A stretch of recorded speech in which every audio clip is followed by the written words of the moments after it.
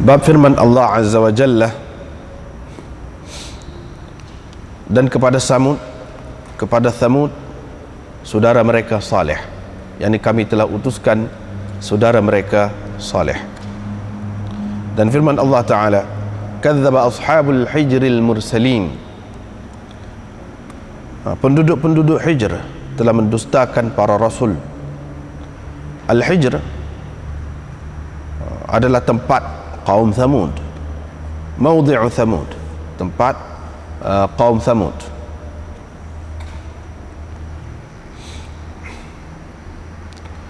Adapun harthun hijrun maknanya haramun. Harthun haramun, tanaman yang haram dimakan. Wa kullu mamnu' fahuwa hijrun, setiap yang dilarang, setiap yang terlarang dipanggil hijrun. Dari lafaz ini juga hijrun mahjur, pada sesuatu yang terlarang langsung, terhalang langsung. Al-hijr ialah setiap binaan yang engkau bina dan yang engkau buat minal ard, dari tanah ataupun dari bumi, binaan yang engkau bangunkan di bumi lah, itu adalah hijr. Dari perkataan ini juga dinamakan hatim baitillah itu sebagai hijr, kerana dibangunkan binaan sedikit, yakni dari tanah. Wa kullu mamnu' ka'annahu mushtaqqun min mahtum. Hatim itu pula seolah-olahnya ia terbit dari mahtum, yakni perkataan mahtum, seperti qatil dari maqtul. Artinya ini dari segi ilmu sarafnya dipanggil fa'il bimakna al-maf'ul, hatim bimakna al-mahtum, qatil bimakna al-maqtul, maknanya gitu. Wa yuqalu lil untha min al-khayl hijr, dipanggil juga kuda betina hijr. Dan dikatakan juga untuk akal pun dipanggil hijr juga, hijr dan hijan, kedua-duanya. Adapun hajrul yamamah, hajrul yamamah fahuwa al-manzil, itu nama tempat lah. Hajrul yamamah nama tempat.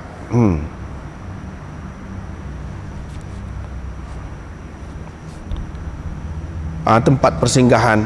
Dengan sanadnya Imam Bukhari meriwayatkan dari Abdullah bin Zam'ah, beliau berkata, saya telah mendengar Nabi SAW ketika beliau menyebutkan, di antara yang disebutkan oleh baginda ialah tentang orang yang telah menyembelih unta yang merupakan mukjizat Nabi Saleh. Faqala, Nabi SAW berkata, intadaba laha rajulun, tampil untuk menyembelih unta itu seorang lelaki dzu izzin, yang mulia dan mempunyai kedudukan, sokongan dari kaumnya, di kalangan kaumnya, seperti Abi Zam'ah di kalangan orang kafir Quraisy. Dengan sanadnya Imam Bukhari meriwayatkan dari Ibni Umar bahawa Rasulullah SAW apabila berhenti di Hijr dalam peperangan Tabuk, baginda memerintahkan supaya mereka tidak minum, para sahabat tidak minum air telaganya, dan tidak benar juga mencebok air dari telaganya. Faqalu, sahabat-sahabat pun berkata, kita telah pun menguli tepung, menggunakan airnya itu bagaimana, dan kita telah pun mencedok airnya. Lalu Nabi SAW menyuruh mereka supaya membuangkan tepung yang sudah diuli itu, dan membuangkan airnya, menterbalikkan air, bekas-bekas air yang diambil dari telaga itu. Diriwayatkan dari Sabrah bin Ma'bad dan Abi Shumus bahawa Nabi SAW memerintahkan supaya dibuang ta'am, makanan tadi. Abu Dzar berkata, diambilnya dari Nabi SAW, man i'tajana bima'ihi, begitu lafaznya, sesiapa yang telah menguli tepung dengan menggunakan airnya, maka dia kena buang. Begitulah. Dengan sanadnya Imam Bukhari meriwayatkan dari Abdullah bin Umar, beliau memberitahu bahawa orang ramai berhenti bersama Rasulullah SAW di bumi Thamud, yaitu di Hijr, dan mereka mencedok air dari telaganya, bahkan menguli tepung menggunakan airnya. Tiba-tiba Rasulullah SAW menyuruh mereka, memerintahkan supaya dilerak air, supaya dituangkan, dibuangkan airnya, air yang telah mereka ambil dari telaga itu, dan supaya mereka memberikan tepung yang telah diuli itu kepada unta, kepada unta.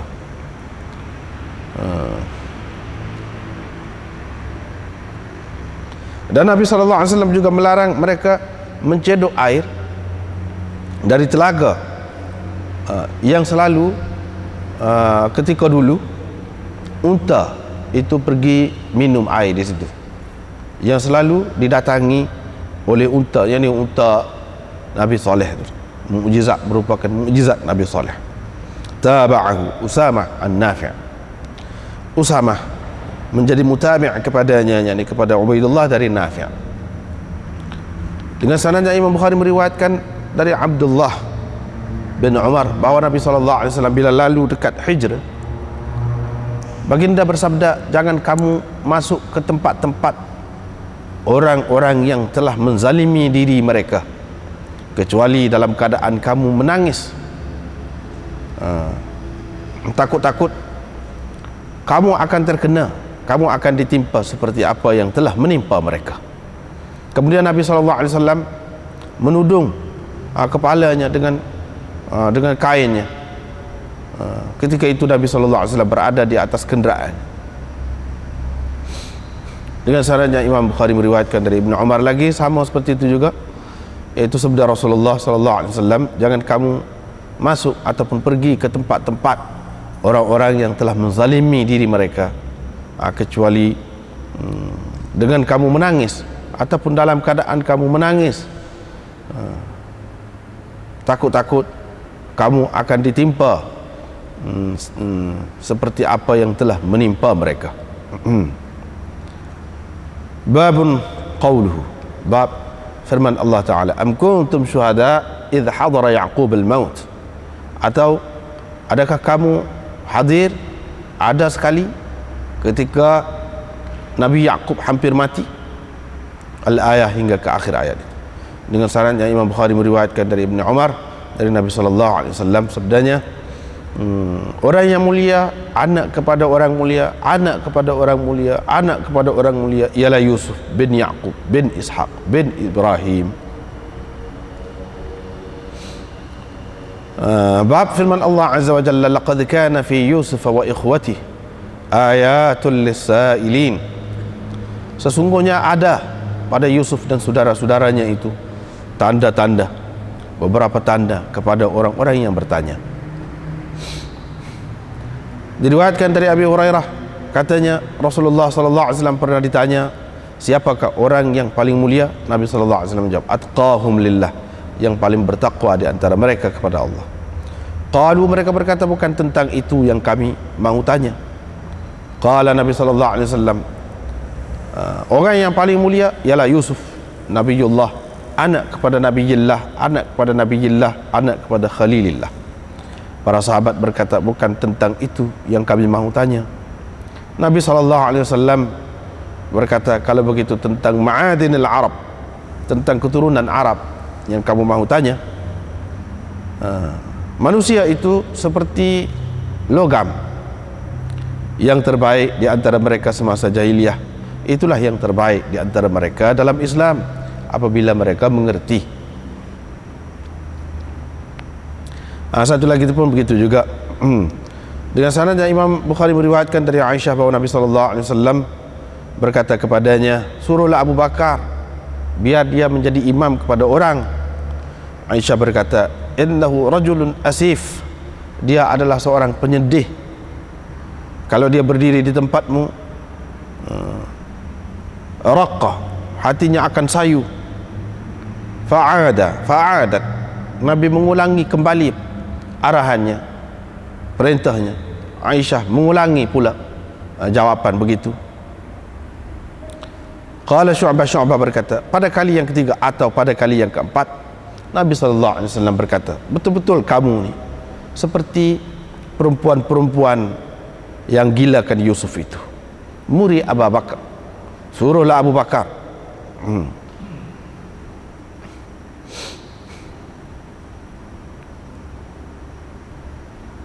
Dengan sanadnya Imam Bukhari meriwayatkan dari Abi Musa, katanya ketika Nabi SAW telah jatuh sakit, baginda bersabda, suruhlah Abu Bakar. Lepas tu dalam nuskah ni sangat tu je, rajul kadzatus.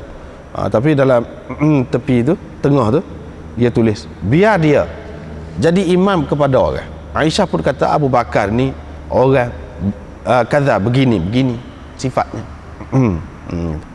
Faqala mithlahu, Nabi SAW kata lagi seperti itu, yakni suruh lagi. Aisyah kata lagi seperti itu. Faqala muru Abu Bakar, Nabi SAW kata suruhlah Abu Bakar. Fa inna kunna, kamu ni betul-betul betul-betul seperti perempuan-perempuan yang gilakan Yusuf dulu. Fa amma Abu Bakar, maka Abu Bakar pun menjadi imam semasa hayat Nabi SAW. Husain meriwayatkan dari Zaidah, dia kata rajulun raqiq, bukan rajulun asif, tetapi rajulun raqiq, maknanya seorang yang mudah sayu, mudah sedih. Dengan sanadnya Imam Bukhari meriwayatkan dari Abi Hurairah, katanya Rasulullah SAW berdoa, katanya Allahumma anji Ayyash, ya Allah selamatkanlah Ayyash bin Abi Rabi'ah, ya Allah selamatkanlah Salamah bin Hisham, ya Allah selamatkanlah Walid bin Al-Walid, ya Allah selamatkanlah orang-orang mukmin yang lemah, yang tidak berdaya, ya Allah.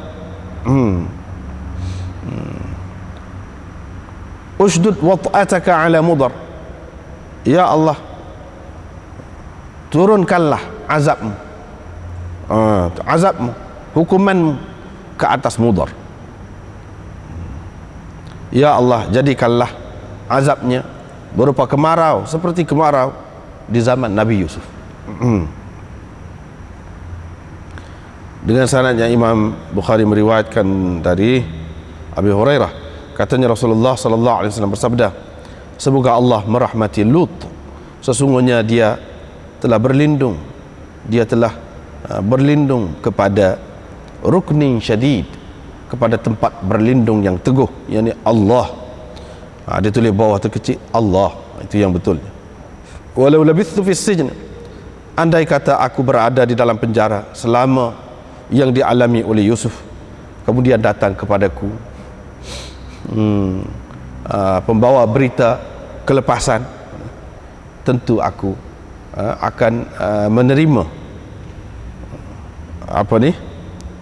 tentu aku akan menyahut ataupun menerima terus berita itu. Dengan sanadnya Imam Bukhari meriwayatkan dari Masruq, katanya aku telah bertanya Ummu Ruman wa ya Ummu Aisyah, yaitu ibu kepada Aisyah, tentang apa yang telah dikatakan berkenaannya. Qalat, kata Ummu Ruman, ketika aku bersama Aisyah sedang duduk, tiba-tiba masuk seorang perempuan Ansar kepada kami ke dalam rumah kami. Dia berkata, fa'alallahu bi fulan wa fa'al, semoga Allah melaknat si fulan, dan semoga Allah melaknat. Dia kata. Qalat, aku pun berkata, kata Ruman, kenapa? Perempuan itu jawab, dia kata, innahu namma dzikral hadith, dialah yang menyebar luaskan, dialah yang menyuburkan lagi cerita itu. Aisyah berkata, cerita apa? Fa akhbartuha Aku pun ceritakan kepadanya, kata ibunya Ruman, ceritakan kepada Aisyah. Qalat, Ruman berkata, kata-kata tadi didengar oleh Abu Bakar dan Rasulullah sallallahu alaihi wasallam. Qalat Aisyah berkata, fasami'ahu Abu Bakar wa Rasulullah, yakni Rasulullah dan Abu Bakar telah dengar kah? Ruman berkata, ya. Fakharrat maghsyiyan 'alaiha. Terus Aisyah jatuh pingsan. Dia tidak sedar, melainkan dalam keadaan mengalami demam ketar.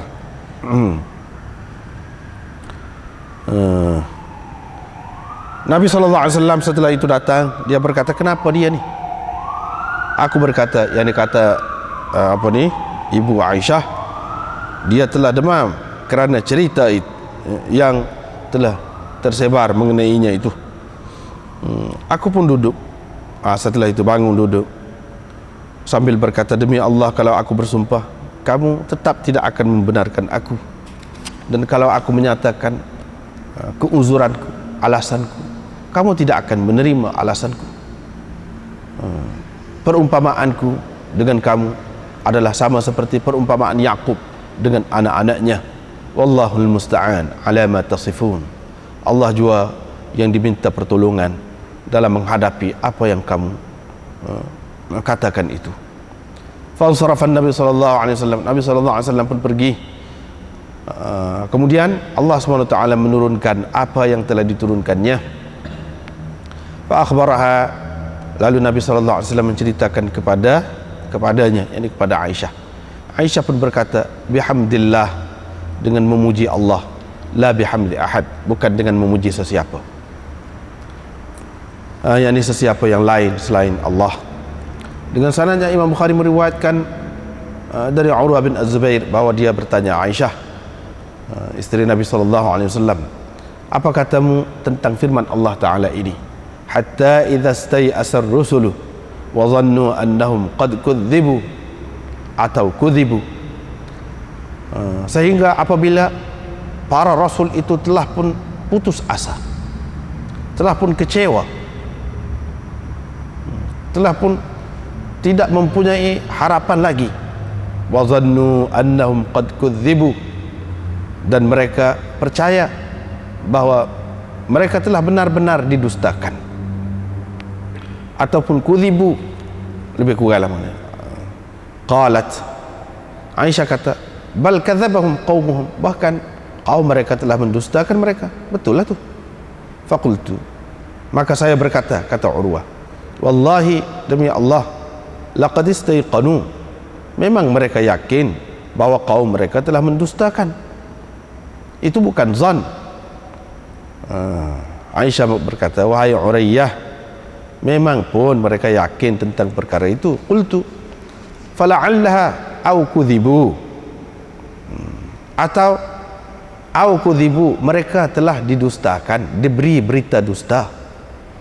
Qalat, kata Aisyah, ma'adzallah, ma'adzallah, kita berlindung dengan Allah dari mengatakan lam takunir rasul tazunnu bidzalik. Kita berlindung dengan Allah, rasul-rasul tidak bersangka begitu terhadap Tuhannya.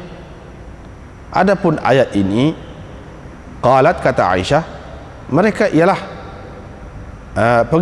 pengikut rasul-rasul yang telah beriman kepada Tuhan mereka dan telah membenarkan mereka, yakni nabi-nabi itu, dan mereka telah mengalami ujian yang lama dan lambat sampai pertolongan Allah kepada mereka, sehingga apabila mereka kecewa dalam menghadapi orang-orang yang mendustakan mereka dari kalangan kaum mereka itu sendiri, wazannu, dan mereka yakin bahwa pengikut-pengikut itu kadzabuhum, mendustakan mereka, ja'ahum nasrullah, datanglah pertolongan Allah, yakni ketika itu. Istai'asu, istaf'alu, dari ya'istu minhu, ay min Yusuf, dari Yusuf.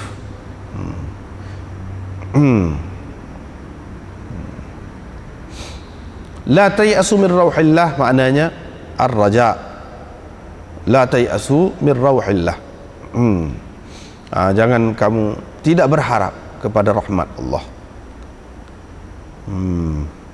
Dengan sanad yang Imam Bukhari meriwayatkan dari Ibnu Umar tadi juga, yaitu Al-Karim Ibnul Karim Yusuf bin Yaqub dan seterusnya. Bab qaulillahi azza wa jalla wa ayyub idh nada rabbahu. Sebutlah kisah Ayyub ketika dia menyeru Tuhannya.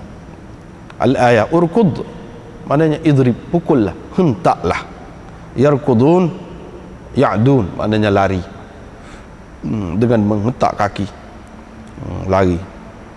Riwayat daripada Abi Hurairah daripada Nabi sallallahu alaihi wasallam sabdanya, ketika Ayyub sedang mandi sambil telanjang, dengan bertelanjang, kharra alaihi rijlu jarad min dhahab, tiba-tiba berguguran ke atasnya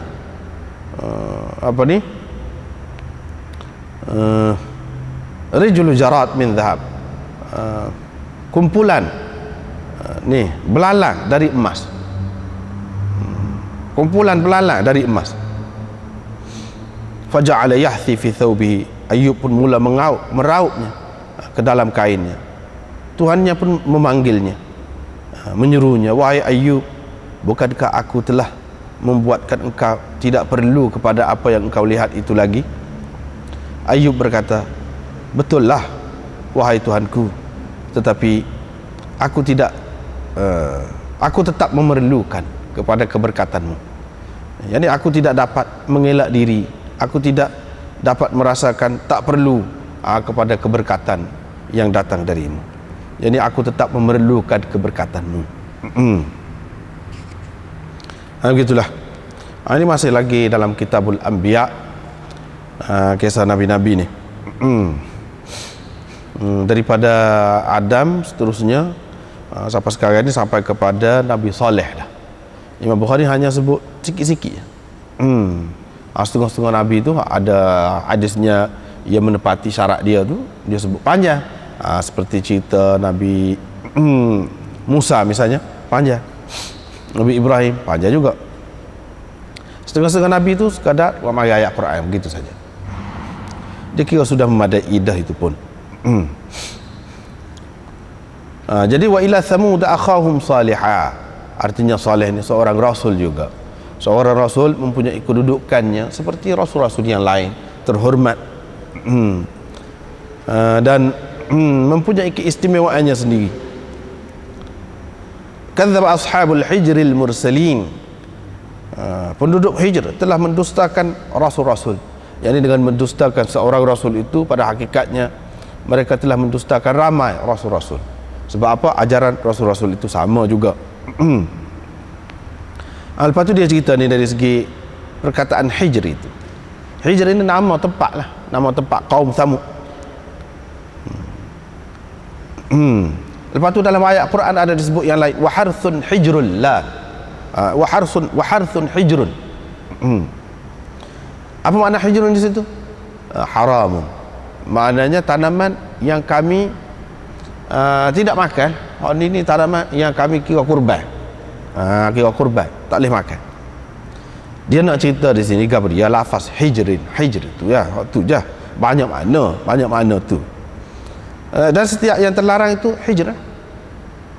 Setiap yang terlarang itu hijr. Orang panggil misalnya arak, al-khamru hijrun, arak terlarang, haram. Orang hijrun itu dengan makna haram, terlarang. Wa minhu hijrun mahjur, dari dalam Quran ni ada sebut perkataan-perkataan ni. Wal hijr itu juga setiap binaan yang kau buat. Binaan itu walaupun tidak sempurna. Orang panggil hijrah. Daripada situlah dinamakan hatim. Hatim ataupun hijr, orang panggil hatim, iaitu lingkaran, binaan, separuh binaan, sebagai tanda itu termasuk dalam Kaabah yang asal lagi mengikut binaan Nabi Ibrahim. Itu hatim tu. Dinamakan hijr sebab apa? Sebab dia dibina diangkat dari tanah tu tinggi sikit walaupun tidak sempurna sebagai binaan pun orang panggil hijr dah. Sebab tu orang panggil hijr. Sesoalannya hatim itu pun daripada mahtum. Hatama mana menghancurkan, hatim mana yang dihancurkan, batu-batu dia tu. Mahtum ini perbahasan dari segi bahasa lah, dari segi ilmu saraf. Hatim itu fa'il dengan makna maf'ul, mahtum. Sama seperti qatil dengan makna maqtul. Qatil mana yang terbunuh, bukan yang membunuh, tetapi yang terbunuh. Maqtul dengan makna maqtul. Biasalah. Begitu juga kuda betina apa hijr, orang panggil hijr. Dia nak ceritanya banyak. Hijr ini adalah satu lafaz yang berkongsi makna dia, banyak makna dia.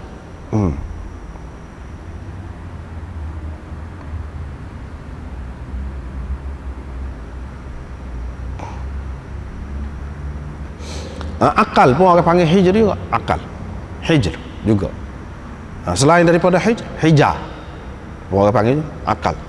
Pasal apa? Dia membataskan, menghadkan, mendindingkan sesuatu. Bila ada akal tu dia tidak buat apa-apa yang tidak molek lah. Adapun Hajrul Yamamah itu nama tempat, katanya. Hajrul Yamamah nama tempat. Tak apalah tu. Kemudian dia ceritalah hadis, cerita fa'aqaruha fadamdama alaihim rabbuhum bidhanbihim tu fasawwaha. Mereka sembelih. Hak sembelih tu iaitu satu orang. Bila duduk kata siapa dia nak pergi sembelih, maka tampillah satu orang. Orang tu orang yang mulia dan ada penyokongnya di kalangan kaum dia. Orang yang kuat lah. Pergi sembelih. Maknanya lawan Nabi Saleh. Apabila lawan Nabi ni, Rasul ni, dia ada akibat dia, akibat besar. Supaya juga Nabi-Nabi lain, Rasul-Rasul lain. Artinya Imam Bukhari nak cerita di sini, inilah keistimewaan Nabi Saleh. Sama seperti Nabi yang lain. Apabila orang mencabar mukjizat dia, maka kaum dia tu akan dibinasakan. Seperti Abi Zam'ah lah, Nabi SAW kata Abi Zam'ah ni di kalangan orang kafir Quraisy ni orang hebat. Mati dia dalam perang Badar, mati dalam keadaan kafir. Maknanya orang kuat, ada penyokong dan orang yang mulia lah di kalangan kaumnya. Hak ni pun lagu tu juga. Lepas tu diriwayatkan daripada Ibnu Umar bahawa Rasulullah SAW bila berhenti dalam peperangan Tabuk tu, dia berhenti di Hijr. Dia berhenti di Hijr.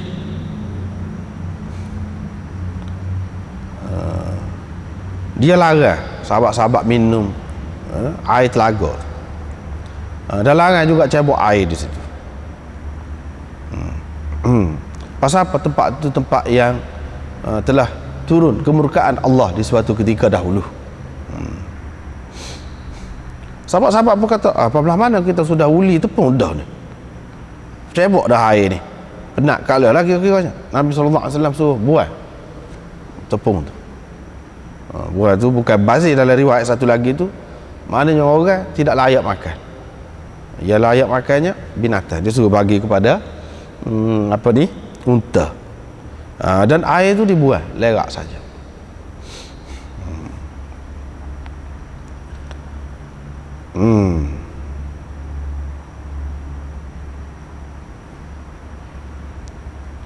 Lepas tu riwayat satu lagi ni supaya juga dia suruh bagi kepada unta. Apa Nabi SAW buat gini?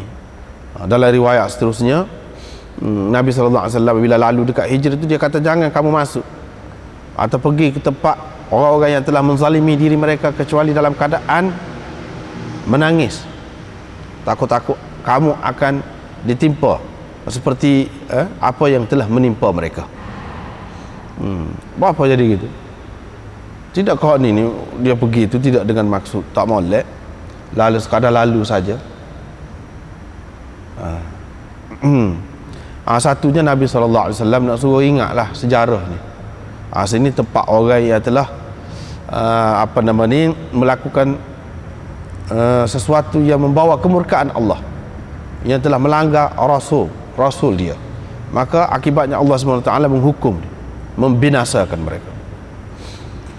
Janganlah kamu jadi seperti itu. Maknanya menghidupkan kembali, menyegarkan kembali ingatan, supaya beringat. Jangan buat, jangan melanggar perintah Allah SWT.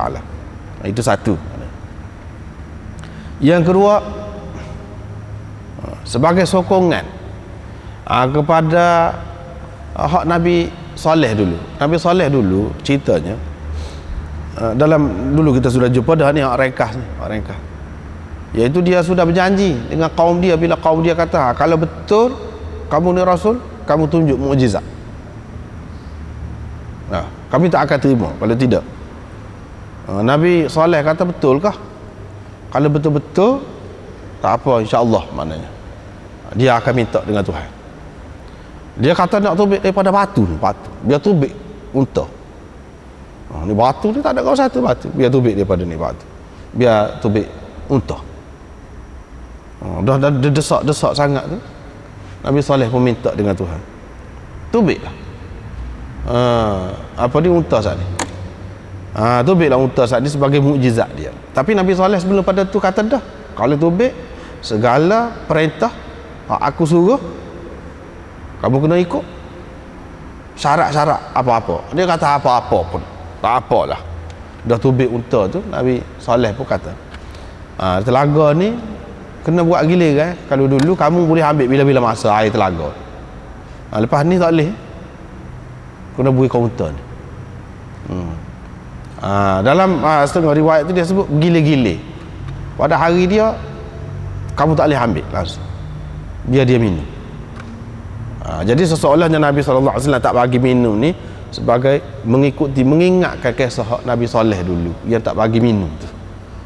Tak bagi minum. Itu yang kedua.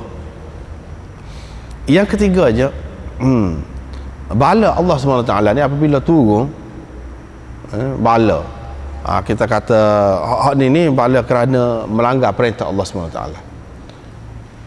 Dia boleh jadi berulah. Dia boleh jadi berulah. Nabi SAW nak menunjukkan kepada kita bahawa Allah SWT tentukan bala di sesuatu tempat tu, ada kalanya dia hak semula jadi. Hak semula jadi kejadian alam lah, kita kata fenomena alam. Kadang-kadang tidak kerana tu, kerana kemurkaan Allah SWT. Kerana kemurkaan Allah SWT. Hak kemurkaan Allah SWT ni pun kadang-kadang dia jadi tetap. Apabila mari situ, pada masa-masa tertentu semula dia akan mari pun. Seperti gunung berapi lah, seperti gempa bumi ke, setelah sekian-sekian lama dalam lingkaran dia tu, dia akan berlaku lah pula. Jadi hak moleknya kita jangan duduk di tempat tu. Sebab apa? Kemungkinan dia akan berlaku kembali. Setelah jadi kebiasaan, walaupun sebelum itu tidak ada.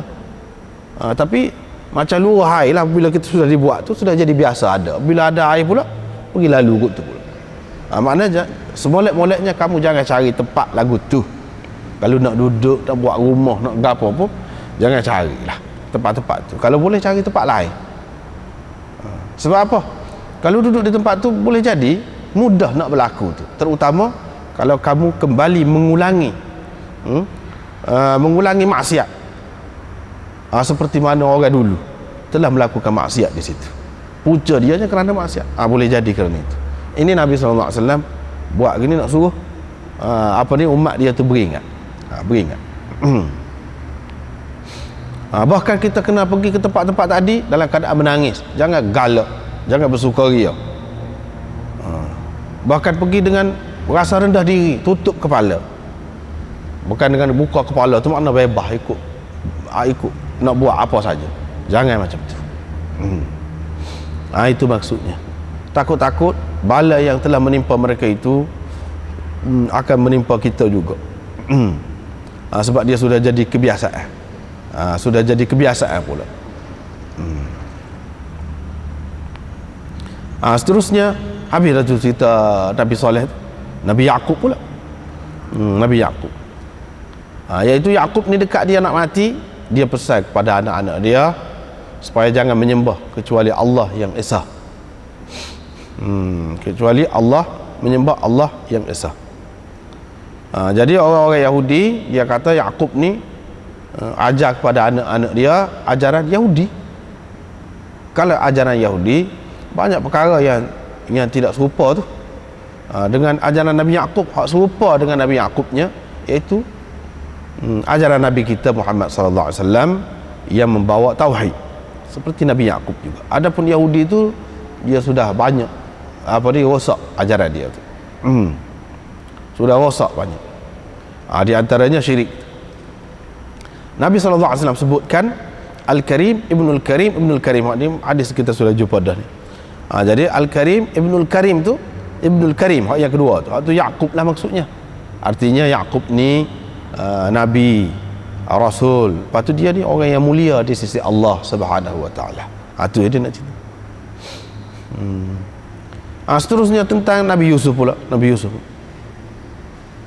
laqad kana fi Yusuf wa ikhwatihi ayatul lisailin. Ya, mari ayat dulu dalam Quran, lepas tu mari hadis. Hadis tadi juga, iaitu Yusuf anak Nabiullah dan seterusnya. Itulah orang yang paling mulia. Sebab apa? Keturunan dia tu keturunan molek-molek. Kalau nak kira keturunan kah, hak berlapis-lapis keturunan molek ni, hak itulah hak moleknya.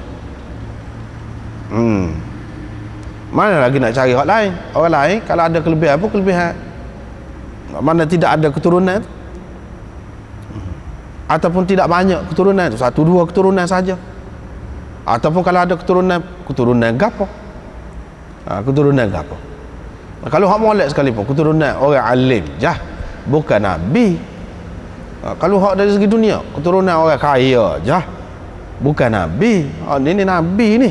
Keturunan hak mulia tu dari segi tadi tu, apabila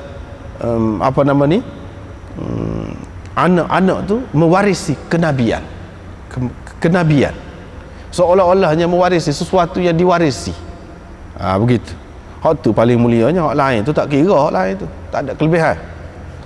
Kalau ada pun kelebihan tidak sebenar lah. Lepas tu hadis ni kita sudah jumpa dah. Sebelum pada ni pun sahabat tanya, tidak waktu, bukan waktu kami maksud nak tanya. Orang nak tanyanya tentang ni keturunan Arab ni, orang Arab ni hak mana hak mulia. Nabi SAW kata manusia ni seperti logam, yang ni seperti bahan logam hak dalam tanah. Ada proses tu bukan main lah, lama ni proses dalam tanah tu. Hak ni layak jadi gani, jadi emas. Akhirnya proses-proses jadi emas. Lepas pada tu hak ni sebagai perak saja, hak ni jadi besi, hak ni jadi macam-macam lah, bahan-bahan galian yang lain. Dalam banyak-banyak tu ada hak lebih bermutu, lebih mahal harganya. Manusia pun lagu tu juga. Tetapi kalau sekadar di jahiliyah ada kelebihan tu pun, serupa emas duduk dalam tanah. Serupa emas duduk dalam tanah. Apa kelebihannya? Orang tak nampak kelebihan dia. Apabila tidak digosok-gosok, tidak di sepuh dulu, tidak nampak kelebihan. Begitu juga logam-logam yang lain hak duduk dalam tanah tu tidak ada kelebihan dia. Kalau tidak diproses bawa keluar. Proses itulah Islam. Tidak nampak kelebihan. Begitu juga logam-logam yang lain hak duduk dalam tanah tu tidak ada kelebihan dia. Kalau tidak diproses bawa keluar. Proses itulah Islam tu. Apabila masuk Islam, barulah nyata kelebihan mereka itu, keistimewaan yang ada pada mereka itu, barulah nyata. Kalau sebelum tu mana tak nyata, kau duduk balah sama sendiri, duduk sanggup mati kerana balah orang perempuan, tanah, gitu sanggup mati juga gitu. Tapi sekadar tu rezeki tadi tidak nampak betul, tidak terselah kelebihan dia tu sebagai emas, sebagai permata. Tak nampak. Pasal apa? Pasal tidak disepuh lagi, tidak diproses lagi. Apabila diproses, buat comel tu jadi kilak-kilak comel. Sebelum tu duduk dalam tanah tak ada belah mana. Apabila proses di luar ni, patut orang yang pakai tu pula orang lebih-lebih pula, orang comel-comel pula pakai. Baru nampak kelebihan dia. Begitulah juga dengan orang-orang Arab ni. Apabila dia idza faquhu, bila dia masuk Islam, dia faham ajaran Islam itu dan dia bekerja untuk Islam, berguna benarlah, bermakna benarlah hidup dia tu. Iaitu cuba kita tengoklah Nabi sallallahu alaihi wasallam kata tu memang betul. Orang Arab dia lah yang membawa Islam dalam masa sekejap saja ke seluruh dunia pada masa tu, ke seluruh dunia orang Arab. Ini kenapa? kerana digilak oleh Islam. Kelebihan asal yang ada pada mereka itu, kelebihan dia digilak oleh Islam. Apabila digilak oleh Islam, mana dia letak di tempat yang sebenar. Dia mati kerana benda yang benar. Dia berkorban kerana benda yang benar. Dia berjuang pertahankan apa-apa atas perkara yang benar. Tuhan.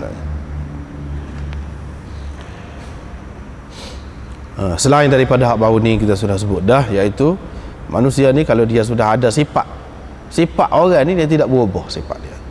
Murah berbelanja kok semasa jahiliah dia tidak erti. Apabila dia faham Islam, dia sifat murah dia tu tak ada juga. Cumanya dia belanja pada tempat yang molek. Begitu. Begitu juga kalau semasa jahiliah tu dia pandai, dia cerdik, dia belajar benda-benda tak ada faedah kadang-kadang. Apabila dia Islam, dia tahu batas-batas dia. Hak mana patut kita habis masa belajar, hak mana tak patut kita paling pun. Itu maknanya idza faquhu. Memang sudah ada bakat-bakat dia dah. Orang yang sudah bakat lagu tu, tengok Khalid bin Walid ketika kafir, jadi kepala kafir. Bila masuk Islam, dia juga jadi kepala tentera. Maknanya kelebihan tu juga yang digunakan. Seterusnya, jadi nak cerita tadinya, mana dalam hadis ni sebut Yusuf tu lah, ada sebut Yusuf, mana dia lebih lah. Seterusnya, ada cerita Abu Bakar ni, Nabi SAW masa dia sakit suruh Abu Bakar biar jadi imam. Aisyah kata, innahu rajulun asif. Dia ni orang penyedih, orang penyedih mudah sayu. Bapa tidak sayunya, Abu Bakar ni dia cerdik, dia faham. Apabila Nabi SAW suruh ambil alih tempat dia tu, dia faham dah tu. Maknanya Nabi uzur tu tak lama, kira-kiranya akan meninggal dunia, akan mati. Bila mati tak ada lah dia, tempat bersandar dia je. Di kalangan orang ni tempat bersandar dia je. Habis dah lah wahyu, habis dah lah apa-apa kelebihan pun, habis dah. Situ dia nampak tu Abu Bakar. Sebab tu dia jadi sedih tu. Sebab tu dia jadi sedih.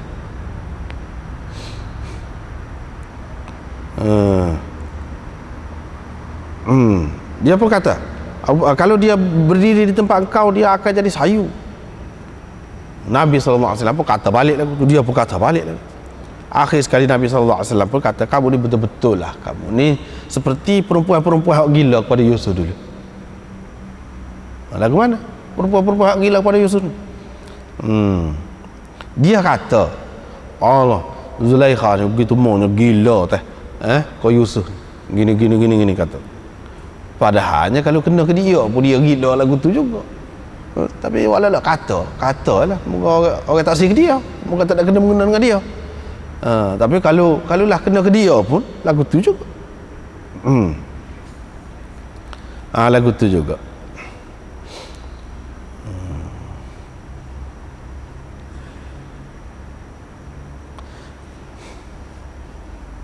Sebenarnya maknanya nak sangat Abu Bakar tu jadi tok imam, memang ada kelebihan, ada keistimewaan. Itu bila Nabi SAW nanti suruh ayah kita jadi tok imam, maknanya ayah kita tu seorang istimewa lah. Tetapi dari segi tolak tu macam tak sih, macam tak kenal. Sebenarnya kenal sangat. Gitu. Sebab perempuan-perempuan yang gila kepada Nabi Yusuf dululah gitu. Seterusnya ni pun lagu tu juga.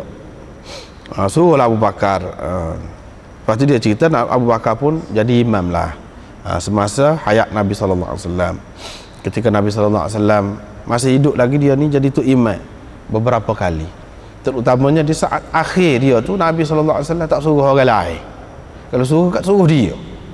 Itu satu isyarat yang kuat menunjukkan bahawa dialah yang layak menjadi khalifah selepas Nabi SAW wafat. Bahkan Sayyidina Ali pun dah orang duduk orang duduk kata gini-gini, dia yang layak, dia gitu gini. Dia kata tak boleh. Macam mana kita nak berebut ataupun kita nak ambil daripada orang yang Nabi SAW sendiri suruh dia jadi tu imam ketika dia sakit. Dia pun buat dalil dengan hak tu. Maknanya dialah yang paling layak. Kalau orang yang Nabi SAW pilih untuk agama dia, Itu kata Sayyidina Ali, orang itulah yang paling layak untuk dunia dia. Seterusnya Nabi SAW doa ni, Allahumma anji Ayyash, minta ni orang-orang ni telah dianiaya oleh orang kafir Quraisy. Nombor 5 dalam Asyiyah kita di kitab ni. Dalam ni dia sebut siapa dia di zaman ni. Ayyash bin Abi Rabi'ah. Nama ayah dia tu Abi Rabi'ah tu Ammar bin Mughirah. Dia ni adik-beradik Abu Jahal. Adik-beradik seibu. Bukan sebab apa? Seibu dengan Abu Jahal. Dia Islam dulu, lama dah Islam. Abu Jahal ikak dia, dah seksa dia. Tu ceritanya. Waktu yang Nabi lalu ke doa ni, minta Allah SWT selamatkan dia. Sebab dia buat nyaya. Abu Jahal ikak dia di Mekah. Lepas tu Salamah bin Hisham ni Nabi SAW doa ni. Siapa dia? Salamah bin Hisham bin Mughirah. Hak tadi juga Hisham bin Mughirah. Ayyash bin Abi Rabi'ah bin Mughirah. Mughirah tu maknanya adik-beradik sepupu lah ni, kiranya sepupu ni. Salamah bin Hisham bin Mughirah hak tadi juga, iaitu adik-beradik kepada Abu Jahal. Hak ni adik-beradik Abu Jahal. Dia ni lama dah juga Islam, di peringkat awal lagi, dan dia telah diseksa kerana Allah. Dan pokok kafir Quraisy ni larang, halal dia dari pergi berhijrah ke Madinah. Ini ceritanya. Al-Walid bin Al-Mughirah, Mughirah tadi juga, iaitu adik-beradik kepada Khalid bin Al-Walid. Dia ni pernah ditawan dalam perang Badar, pasal perang Badar di pihak orang kafir lah. Lepas tu apabila dia ditebus, dia masuk Islam selalu. Orang pun tanya, bapa tidak Islam dulu? Lepas tebus baru Islam. Lepas tebus tu Islam. Dia kata, kalau aku Islam dulu, mesti ada orang kata, maknanya aku masuk Islam tu kerana ada kepentingan apa-apa. Maknanya dia masuk Islam tak ada kepentingan apa-apa. Setelah dia bebas semua, ditebus, barulah dia Islam. Tak ada kata nak suruh apa-apa, tak ada. Lepas tu dia ni ditahan di Mekah. Oleh orang kafir Quraisy. Lepas tu terlepas dia, terlucu. Terlepas lari dia, pergi berjumpa dengan Rasulullah sallallahu alaihi wasallam. Ni semua ni tiga orang ni cucu kepada Mughirah belaka. Masing-masingnya jadi sepupu. Nabi sallallahu alaihi wasallam doa supaya selamat mereka ini.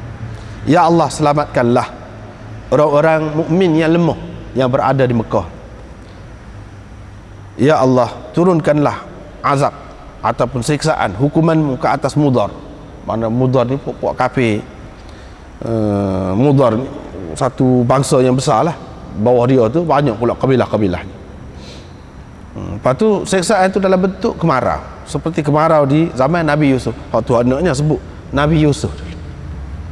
Allah SWT nak menunjukkan mukjizat dia tu, kelebihan dia tu, berlakulah kemarau. Apa hak dia kata tu betul. Hak dia kata, itu kelebihan dia. Sini hak nak ceritanya, ada cerita Nabi Yusuf. Adapun hadis tu kita sudah jumpa sama dah, banyak dah. Berapa kali dah jumpa. Seterusnya dari Abi Hurairah, katanya Rasulullah sallallahu alaihi wasallam bersabda, yarhamullahu Lutan, semoga Allah merahmati Lut. Pasal apa? Dia patut dirahmati.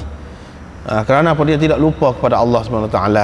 Pada ketika dia tersepit sangat tu, dia kembali kepada Allah. Laqad kana ya'wi ila ruknin syadid. Apa makna ruknin syadid? Itu makna Allah. Rukunnya Rabbuhu, iaitu Tuhannya.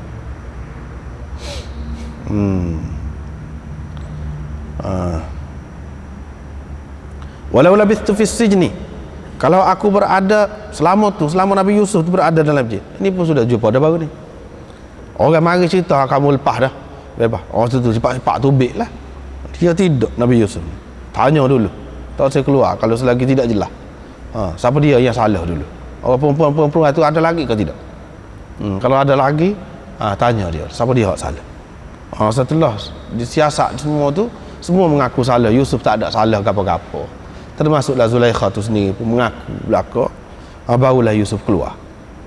Maknanya dia tidak gaduh nak tubik. Nabi SAW menyatakan kelebihan dia lah. Kalau kita kata orang beri peluang tubik tu, kira cepat-cepat nak tubik lah kalau kita. Tetapi ada tepi ni, dia sebut Maulana Muhammad Ishaq, dia kata ni apa yang Nabi SAW kata, kalau kena kat aku, orang mari royak aku lepas, aku tubik cepat-cepat. Dah selama tu dah duduk dalam masjid, tubik cepat tu untuk gab dia, untuk pergi dakwah pula. Dia kata kot tu, bukan tubik cepat tu, tubik cepat padanya suka kerana tidak ditawan, tidak di-jail lagi. Tak. Duduk luar banyak kerja kita boleh buat. Kerana nak buat kerja Islam, tubik tu. Kot tu dia kata dalam hasyiah ni. Nombor 7. Kot tu. Jadi di sini bukan mana nampak kekurangan Nabi sallallahu alaihi wasallam juga, maknanya nampak lemah dia, gaduh. Mana Nabi ni kurang sabarlah banding dengan Nabi Yusuf.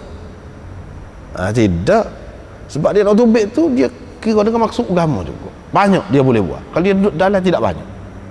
Kalau dia duduk luar lebih banyak dia boleh buat dakwah. Dengan maksud tu. Mana kita tak boleh kata Nabi sallallahu alaihi wasallam ni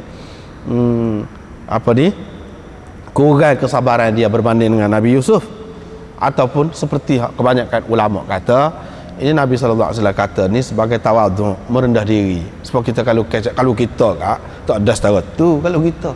Kita kata gitu. Padahal belum tentu lagi.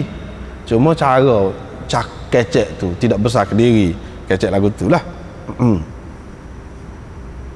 Kemudian seterusnya hadis Ummur Ruman ini. Ummur Ruman ini inilah hadis yang dipanggil hadisul ifk, yang ringkas. Panjangnya kita sudah jumpa dah dulu. Dan sebelum pada ni pun kita sudah bincang dengan panjang lebar dah ini berkenaan dengan hadisul ifk ni. Sejauh manakah dari segi diterima oleh ulama, dan apakah yang ada benda-benda yang menyebabkan sebahagian ulama tak diterima. Di antaranya Masruq itu, dia kata sa'altu Ummar Ruman, aku bertanya Ummar Ruman. Tapi setengah-setengah orang dia kata dah ada dalam Bukhari ni, makna dia dan. Tapi kebanyakan ulama kata dia tak dan ni. Macam mana dia kata aku bertanya Ummar Ruman, sedangkan Ummar Ruman mati bila lagi dia tak dan ni. Situ sudah putus dah sanad dia. Tetapi orang-orang pula dia kata dah Bukhari buat pagi gini, maknanya dia dan lah tu. Tarjih Bukhari ni. Sedangkan cerita tu sendiri tu, maknanya kalau kita tengok dari sudut banyaklah seperti yang kita sudah bincang dah. Begitulah. Hak nak sininya gapo dia ada sebut Nabi Yusuf tu lah. Supaya Yaqub dan anak-anak dia ni Yusuf tu lah, yang telah dibuang oleh saudara-saudara dia dalam telaga tu. Apa kata Yaqub, wallahul musta'anu ala ma tasifun. Jadi aku pun dalam keadaan begini lagu tu lah juga. Hak ni tidak ada ni maknanya. Hak ni hak jatuh kalung gapo tu. Dalam gapo dia? Dalam kitab Tayammum. Hak sebut jumpa duduk bawah unta.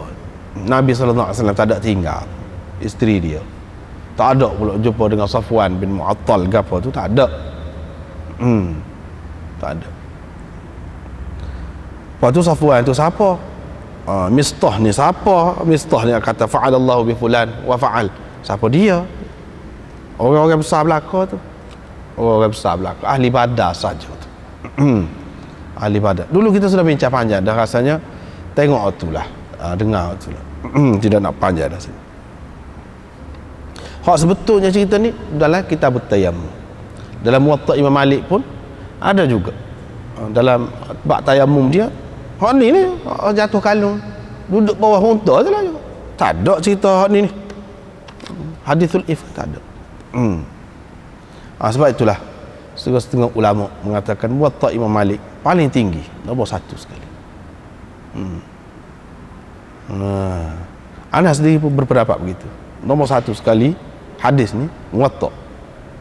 Lepas tu baru Bukhari. Lepas tu baru Muslim. Tapi yang orang kata tak saya terima Muwatta, terima Bukhari tu sebab hadis-hadis yang marfu' banyak dalam Bukhari ni.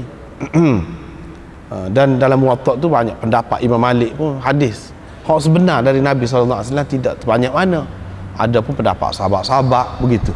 Sebab itulah dia jadi kurang sikit. Bukhari ni lebih dari sudut tu, iyalah lebihlah Bukhari ni, dan hadisnya pun banyak. Walaupun perawi sanadnya banyak, tapi sanad tu mana orang-orang kuat saja. Orang-orang kuat saja.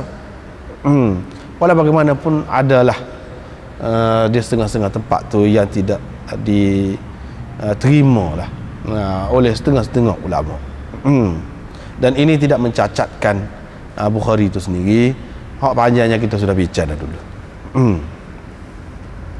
Seterusnya ni Urwah bin Az-Zubair. Urwah bin Az-Zubair ni anak saudara kepada Aisyah.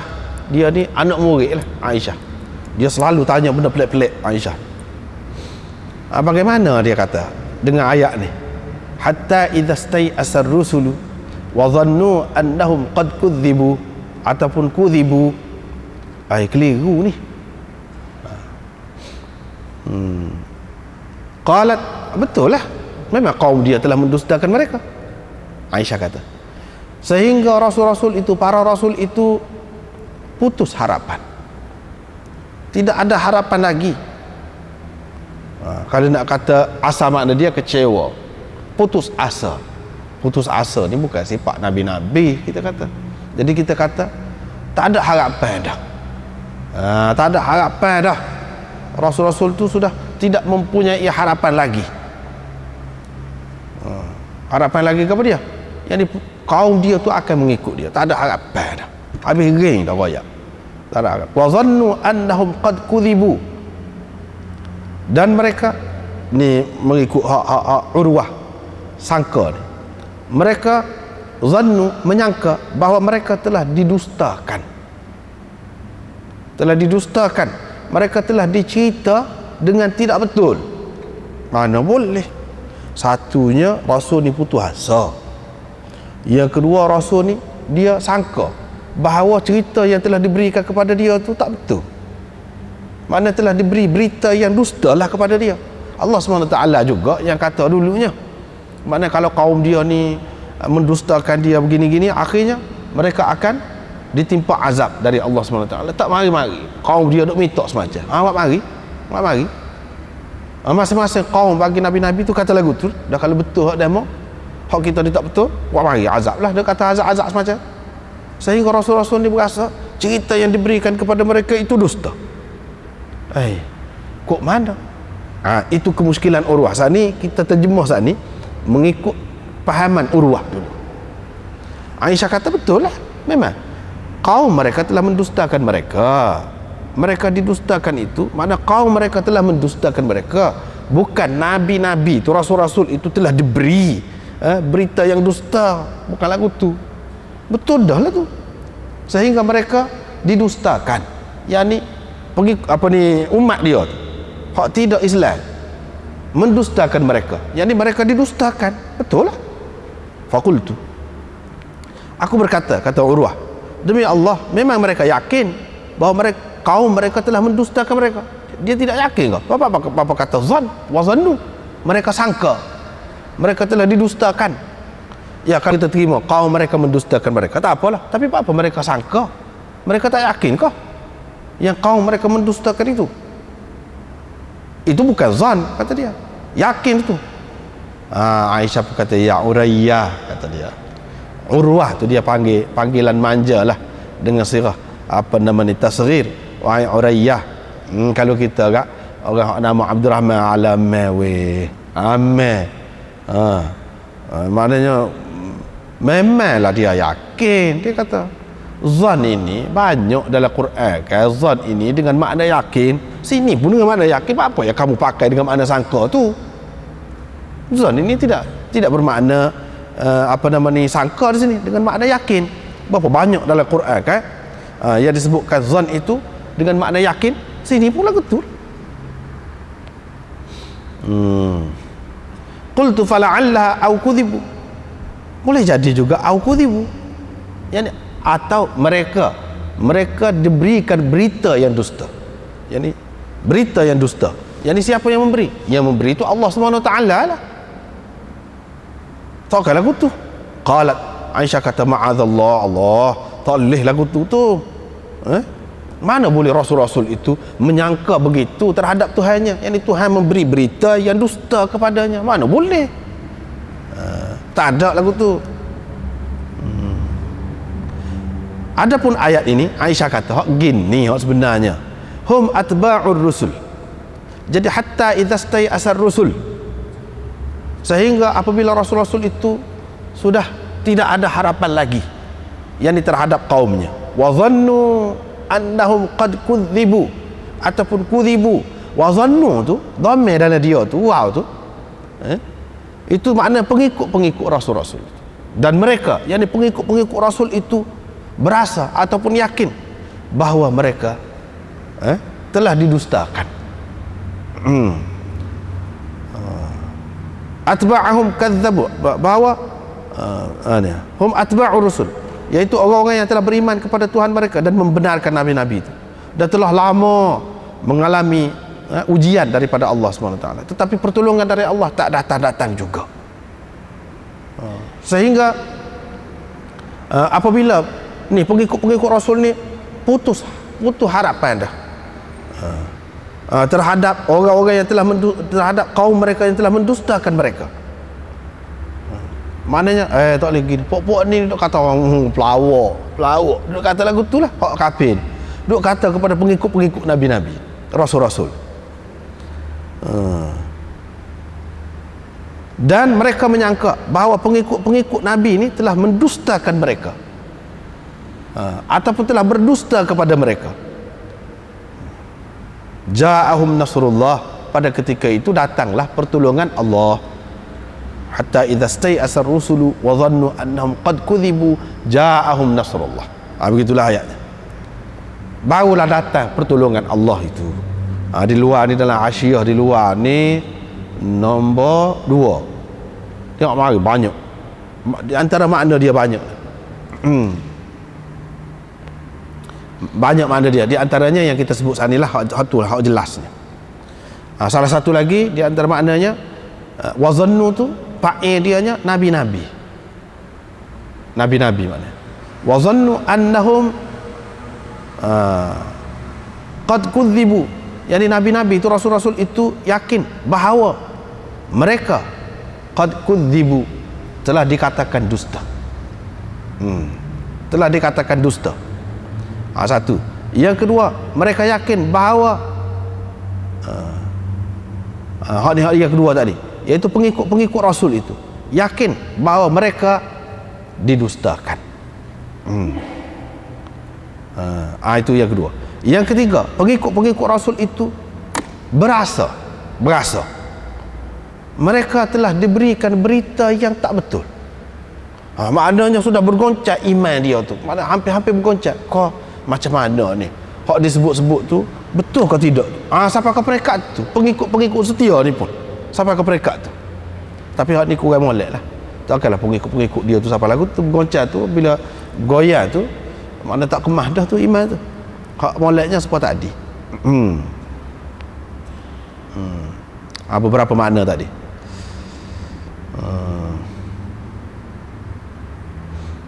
Lepas tu dia petik daripada kitab tafsir Baydawi, ada beberapa makna yang disebutkan di luar tu.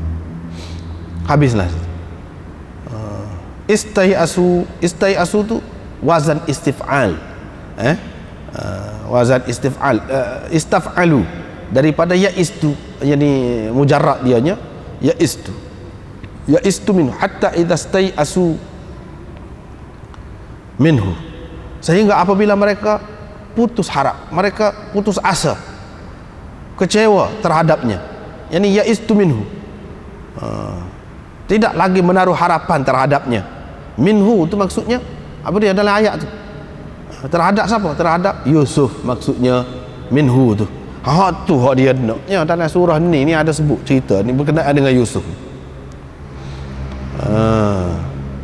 La tayasu min rauhillah, dalam surah ni juga ada sebutnya. La tayasu min rauhillah. Apa makna la tayasu tu? Min rauhillah. Jangan kamu putus harapan. terhadap rahmat Allah. Itu makna istai asad tadi, itulah pecah-pecah dia tu makna begitu. Dengan sanadnya Imam Bukhari buat mari lagi daripada Ibnu Umar tadi juga. Ini semua menceritakan tentang kelebihan Nabi Yusuf. Seterusnya Nabi Ayub pula. Nabi Ayub pula. Imam Bukhari buat tertib ni pun, dari segi tertib ni pun, tertib Nabi itu pun lagu tu juga. Mana disebut kemudian tu adalah kemudian daripada Nabi sebelumnya. Tak mesti kemudian tu kemudian secara langsung, tapi kemudian lah.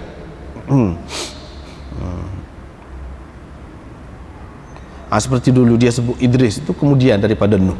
Mana bagi dia Nuh dulu, bukan Idris dulu.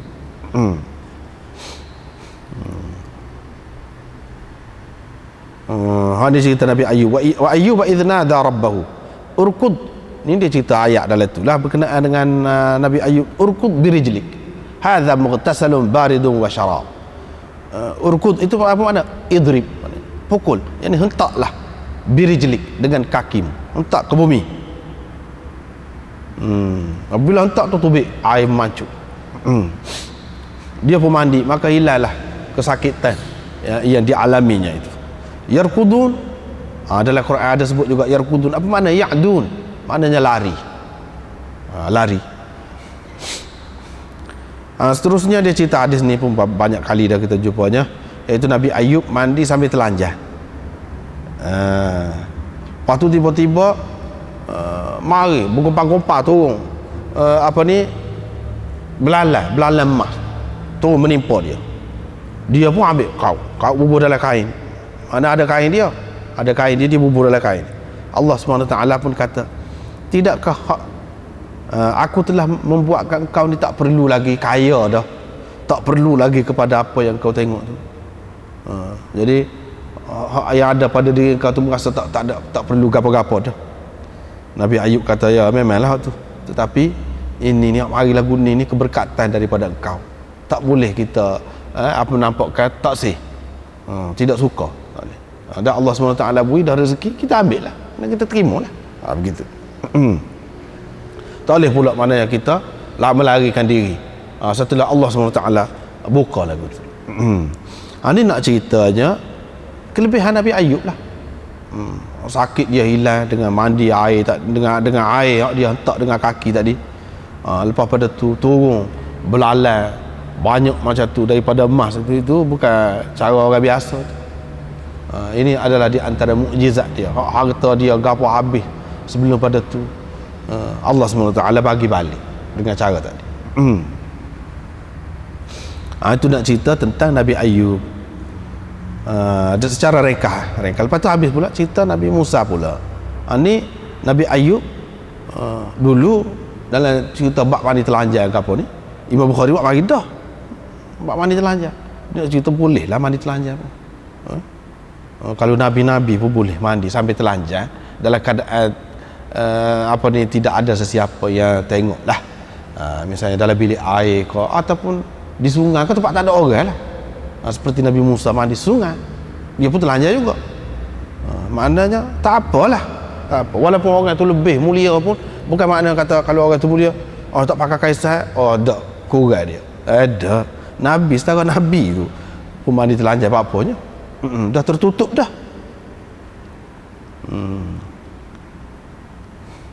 Hak naknya apa dia? Dia kata la ghina bi an barakatik. Maknanya pandainya nabi-nabi ni. Maknanya dia tidak menolak rezeki daripada Allah Subhanahu Wa Taala.